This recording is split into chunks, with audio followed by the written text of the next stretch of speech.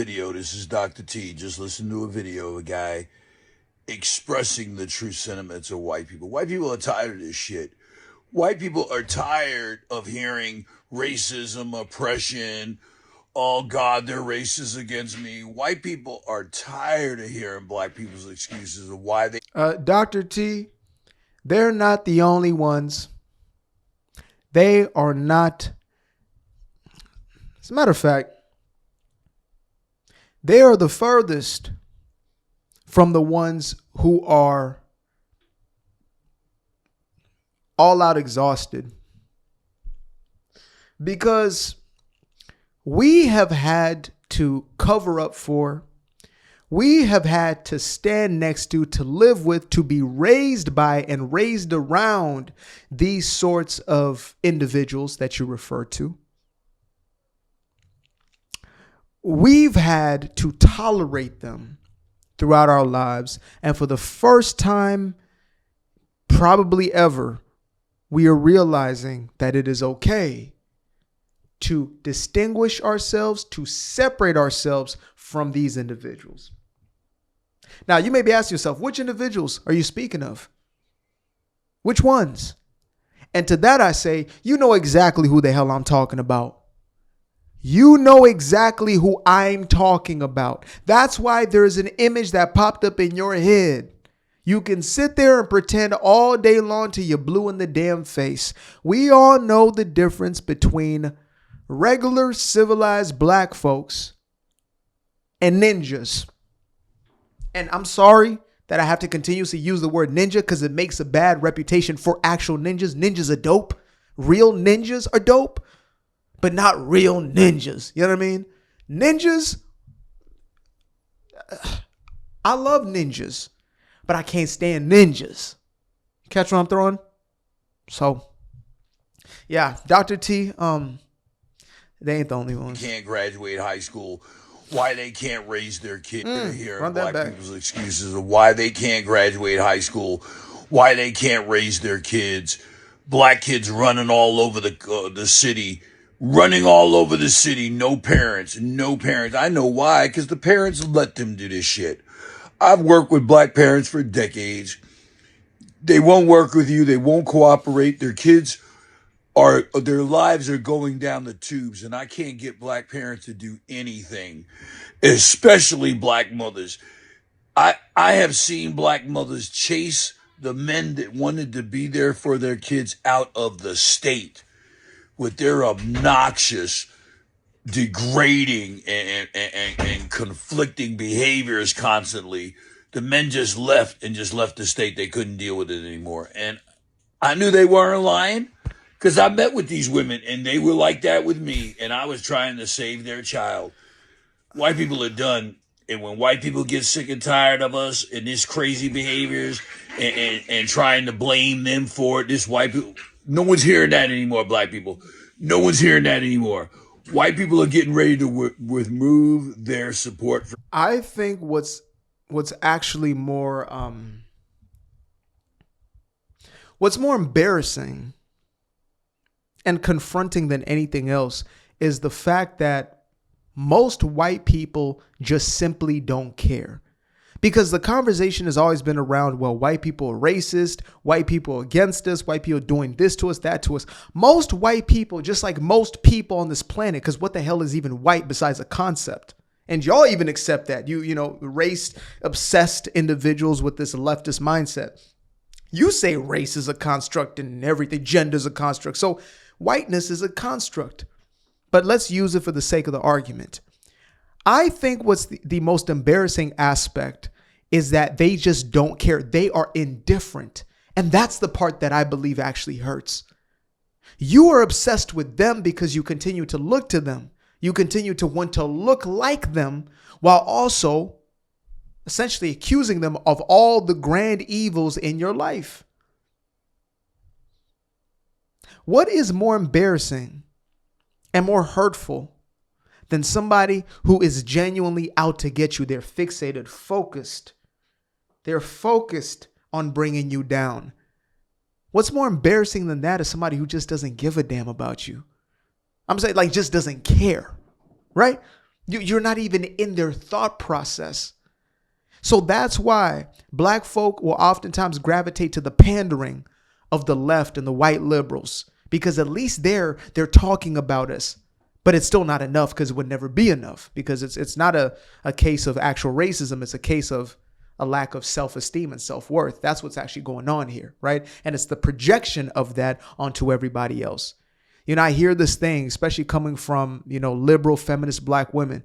White women want to be us. White women can't stand that they're not us. But yet time and time again, I see black women who have naturally coarse hair having straight hair, naturally black hair having blonde hair, having blue contacts, green contacts in their damn eyes, doing things in order to make their skin fairer in many cases. So how does that person right there wants to be you so bad, but yet you're trying to mimic their own external attributes? Make it make sense. Because I think all of it is foolishness. All of it is unnecessary. Right? But you get to a point where you are sick and tired of being sick and tired. And this, overarching conversation about black fatigue that's been taking place, which it's ironic because I've been, in the space of speaking on these things. And, when it was not so popular, and there were those who came years before me who were speaking on it when it was absolutely taboo. And then those who were speaking on it when it was something that would literally get you obliterated, right? You would be non-existent as a creator, as a speaker, as an orator, whatever it is, if you spoke on these things. Now we're in a place where the conversation's opened up so we can really talk about these things more honestly. Yes, many will still be offended, but who gives a damn? If you're triggered, the shoe probably fits. But I believe, just like Dr. T is talking about here, with his glittery snowflakes on his damn screen. I don't know what's going on with that. I don't know what it is with old folks and social media, but they always got to put some sort of something on it to distinguish themselves from the younger generation and be like, remember, I'm old. But anyway, he works with black children. He works with black parents. Unfortunately, more cases than not, and the statistics show us this, is more of them are coming from single mother households. Oftentimes jaded mothers. Oftentimes mothers who have a certain level of disdain towards their children, towards the fathers of their children. The men that they chose, wish they never chose in some cases, or the men that they wish never left, or whatever it may be, right? But that's still the reality. And the people who have been blamed for it, who've been the scapegoat the entire time, you're only going to be a scapegoat for so long until they say, you know what, F y'all. F y'all, we're cutting you off. Because that's what's happening within the said community, or within black folks. There's a huge disparity that's been there since the beginning of time between, the said bourgeoisie, uppity, whatever it is, and those who are, more given over to this ghetto mentality. And I'm not saying that there is a nuance, but that's the kind of delineation of the two sides. There is now a greater divide than ever before, because it's too much. It's too much. When you have one side that's saying we want mothers and fathers, and the other saying we're okay with broken households, those are opposing ideas. They don't work together. So you can't have a community that is in tune, that is essentially working towards the same goal, with two complete different ideologies on how to build towards these goals. Oh, black excellence. What the hell does that mean? What does that mean?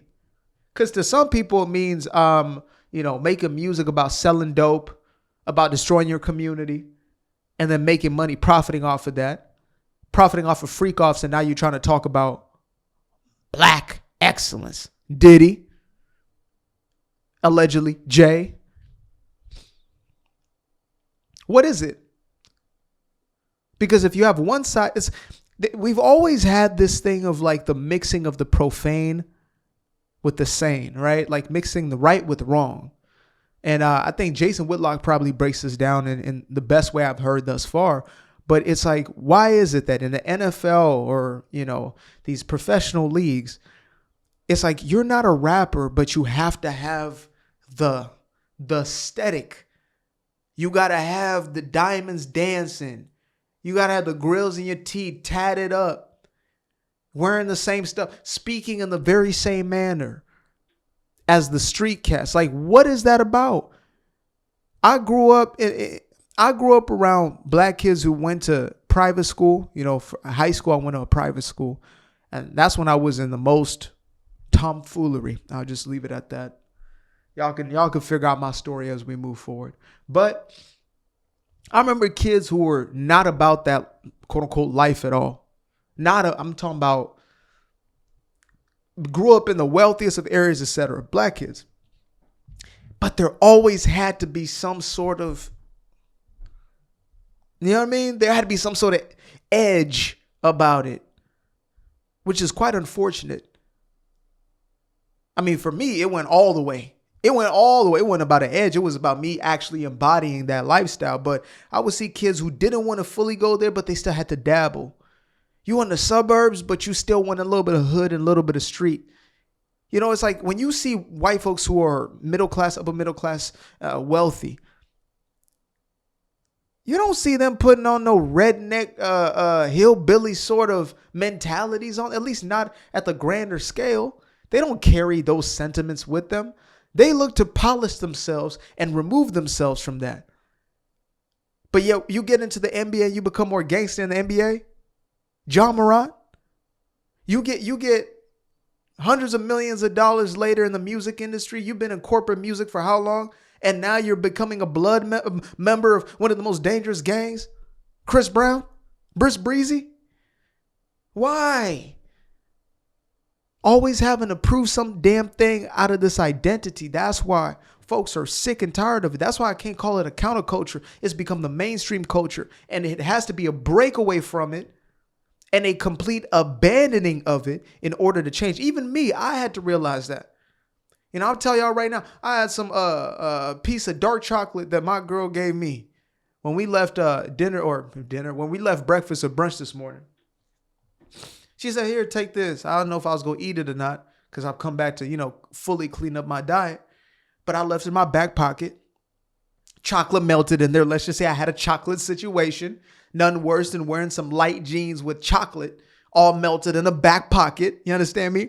So I cleaned that up. Actually, in between the last video and this one, I had to clean some stuff out of my phone and all types of stuff.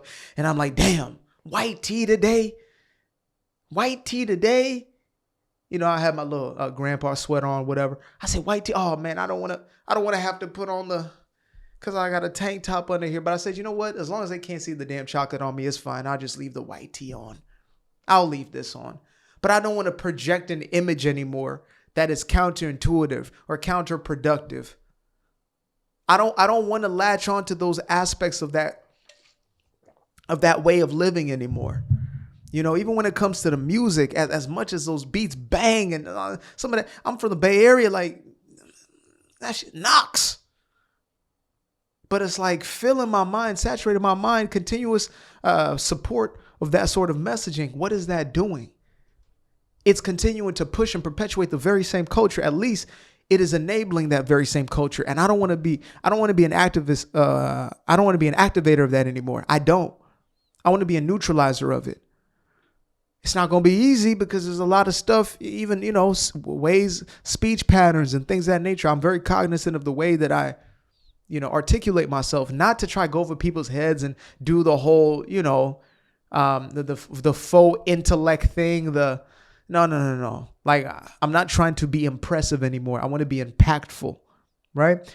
But I know that the way I speak is going to forward. If I'm going to be a perpetuator of a culture that works better, then there has to be displays of that culture in the way that I am living. These things must be in integrity. You understand? They must be in integrity. So the way I carry myself, the way I move through life, the way I present myself, these things matter because they are going to be the difference between us actually moving forward as a whole, or they're just going to be fractals of us who basically leave the entire thing behind. And we're going to be called sellouts. We're going to be called all sorts of things. You forgot where you came from. You abandoned your people. No, those were never my people to begin with because they never shared the desire to grow out of this thing. Folks are tired. Everybody's tired.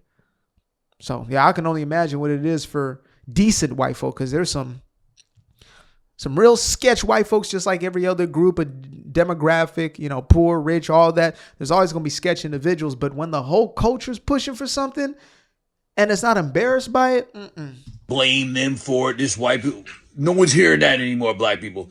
No one's hearing that anymore. White people are getting ready to remove their support from you. And when they do it, then you're going to understand what racism and oppression is all about, Dr. T. That's real. There's racism from a place of, or bigotry, I'll say, prejudice, bigotry. There's bigotry from a place of, projected hatred, bitterness, fear. And then there's the one that is created as a defense mechanism, as a response. And it's not justified, but hear me out. Sometimes people become that because of what they see. If you've been robbed over and over, you've been violated over and over, you start to put together 2 and 2, pattern recognition, as they say. And you start to think to yourself, now wait a damn minute.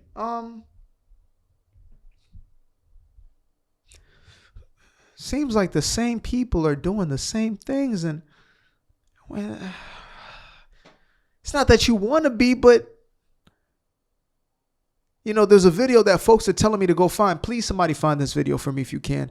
It's Jesse Jackson talking about how he was, walking down the street on a dark evening, New York or something like that. And he started walking faster when he realized somebody was behind him about to cross the street. And he felt safer because he saw it was white people and not black. Like, that's Jesse Jackson, a man who spent his entire life doing the race hustle.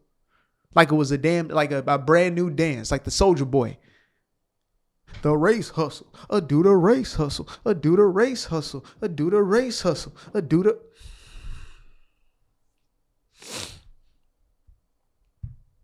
We're tired. Appreciate you guys for tuning in. Now, if you'd like to stay around, make sure to click that little subscribe button down there, or you can show some love by going to the description below and clicking on the button titled Buy Me a Coffee. Leave a little something there, or click on the Cash App. Leave a little something here. Till the next time, peace. I fell in love with the sunshine. I fell in love with the light. I fell in love with the full moon. I fell in love with the night. But I can see the light again. I can see the light.